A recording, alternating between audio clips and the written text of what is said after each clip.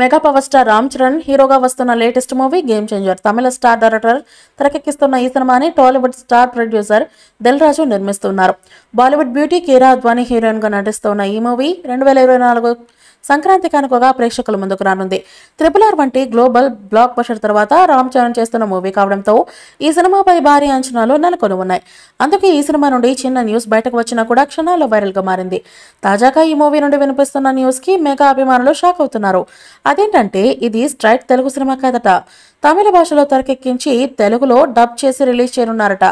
కేవలం క్లోజప్ లో ఉండే షార్ట్స్ మాత్రమే తెలుగులో షూట్ చేస్తున్నారని సమాచారం.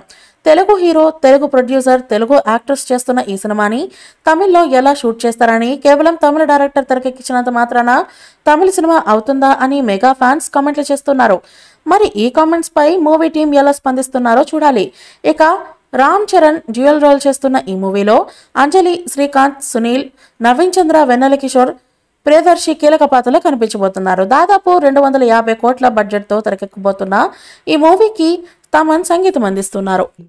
ఈ మూవీపై మీ అభిప్రాయాన్ని కామెంట్ బాక్స్లో తెలియజేయండి. ఈ వీడియో మీకు నచ్చితే లైక్ చేయండి, షేర్ చేయండి, కామెంట్ చేయండి. మరిన్ని అప్డేట్స్ కోసం మన ఛానల్ని సబ్స్క్రైబ్ చేయండి. అలాగే పక్కనే ఉన్న గంట సింబల్ని గట్టిగా టంగ్ టంగ్ అని కొట్టేసేయండి.